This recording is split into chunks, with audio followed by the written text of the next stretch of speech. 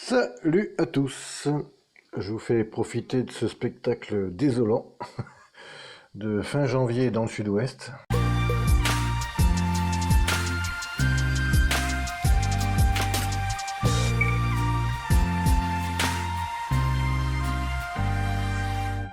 Alors j'ai vu que chez les autres il y avait beaucoup de neige, alors chez nous il neige pas, mais alors par contre depuis 4-5 jours il tombe une pluie glacée tous les jours. Autant vous dire que ça ne donne pas envie de sortir. Heureusement, il n'y a rien à faire dehors ou pas grand chose, moi il me reste plus qu'à à finir de couper les branches. Il n'y a rien à faire et tant mieux parce que faut pas mettre le museau dehors, hein. Vous avez été nombreux à me demander des nouvelles de mes boutures de patates douces et de poires melon. Alors, je vais vous le faire en deux parties. J'avais tourné une vidéo vers le 10 janvier et on se retrouve après. Allez, c'est parti.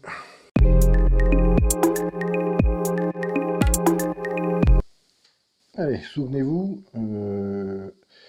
en novembre, j'ai mis des poires melon et des boutures de poires melon et des boutures de patates douces. Sous le Velux, donc un petit peu à la chaleur au grenier, quoi. Sous le Velux pour qu'il y ait de la lumière. Et puis j'avais coupé une fois les racines, etc. Vous avez les vidéos. Tiens, je sais pas si on va la mettre. Peut-être là, je la mettrai la vidéo. Dans le coin, vous pouvez cliquer. Alors après, qu'est-ce qui s'est passé? Jusqu'au mois de fin décembre, tout allait bien. Et puis après, j'ai eu pas des pucerons, mais des espèces de, je sais pas, des petits trucs blancs, des petites bestioles blanches, on dirait comme des petites mites, mais vraiment tout microscopiques presque. Donc elles m'ont fait tomber toutes mes feuilles de patates douces. Et pareil pour les poires melons. Alors il m'en reste un qui était dans l'eau, voilà. Alors les autres qui étaient là, alors ceux-là je vous rappelle, à titre d'information, c'était poires melon, pas de racines. C'est-à-dire j'avais coupé les racines pour que ça en refasse. Alors là on voit bien que maintenant je crois que tout est. Le bout est cramé partout. Je sais pas pourquoi, pas peut-être justement celui-là, mais bon, il n'y a pas beaucoup de racines. Donc on va considérer qu'ils sont morts au bout de 2 mois. Et puis après, ceux-là, les poires melons racines coupées, c'est-à-dire j'ai gardé 1 cm de racines. Alors eux, les racines sont toujours bien. Seulement le bout, c'est pareil, il est tout noir, tout cramé, on dirait.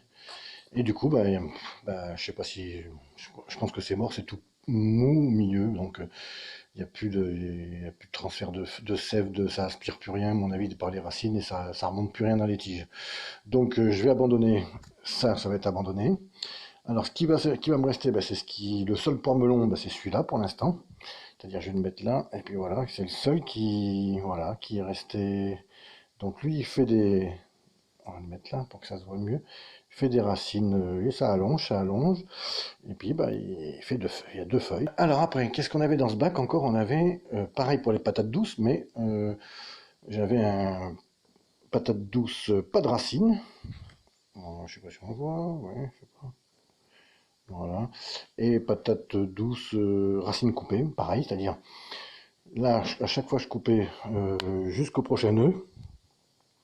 Et donc on peut le voir, hein, la différence, c'est que ça fait des grosses racines. Là, ça fait à chaque fois qu'on recoupe un bout de tige, ça refait des racines, mais des grosses.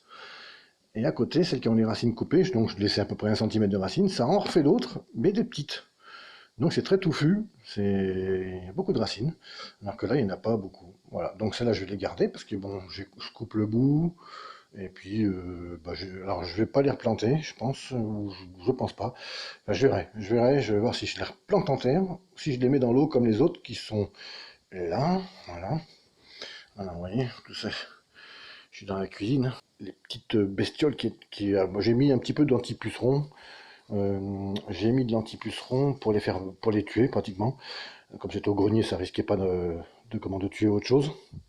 Alors, je crois que c'est même un insecticide, je crois que c'est au pyrètre ou je sais pas quoi. Donc ça les a tués, mais il me reste plus qu'en fin de compte, il me reste plus vraiment que 2 feuilles sur un brin. Voilà, le restant, tout est là, tout est marron, tout est cramé.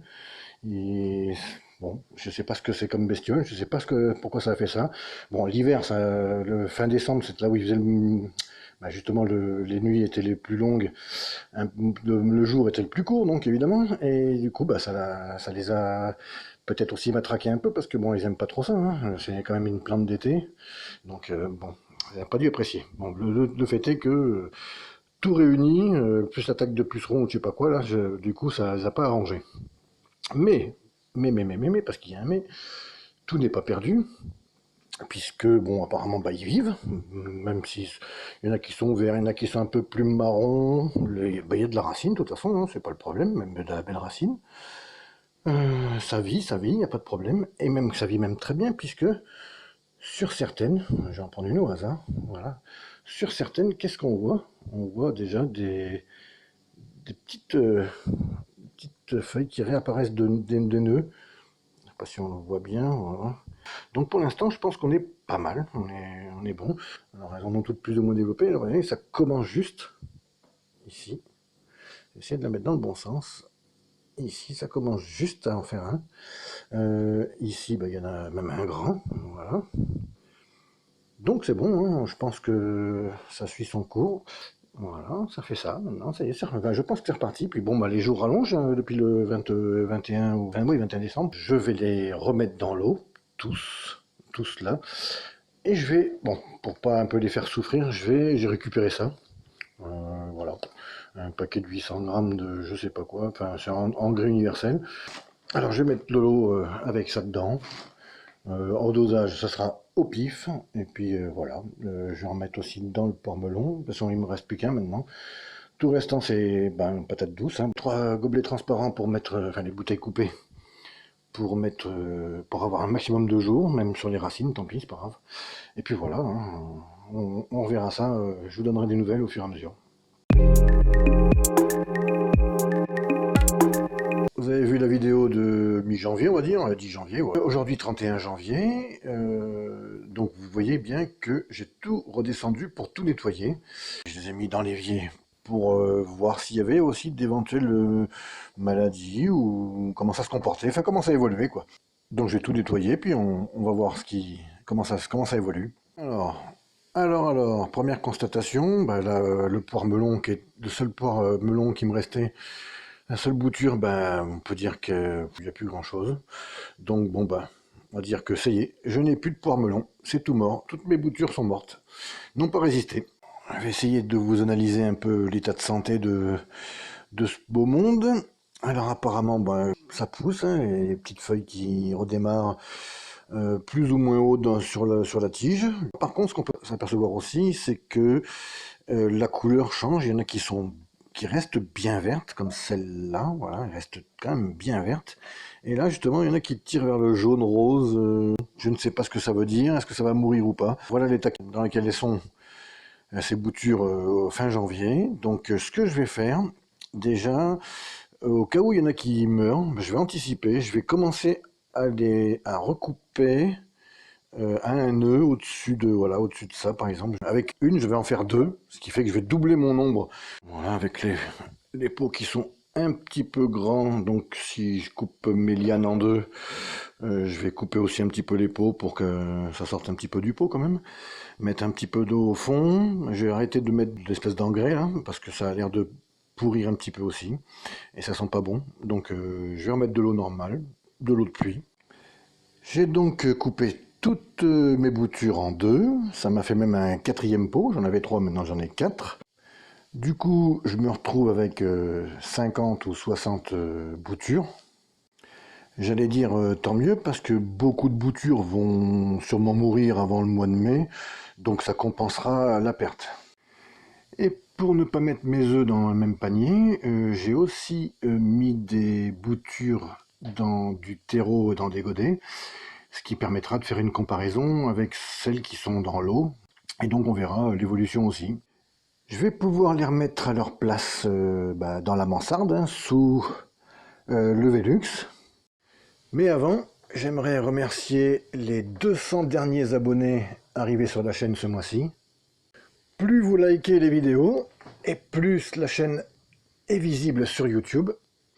Donc un grand merci à tous, et continuez à liker Profitez-en pour vous abonner, activez la cloche pour être au courant de toutes les vidéos qui sortiront. Encore un grand merci à tous. Voilà, je vous laisse sur ce magnifique temps de pluie à travers le Velux. Je vous dis bonne journée, portez-vous bien, bye bye.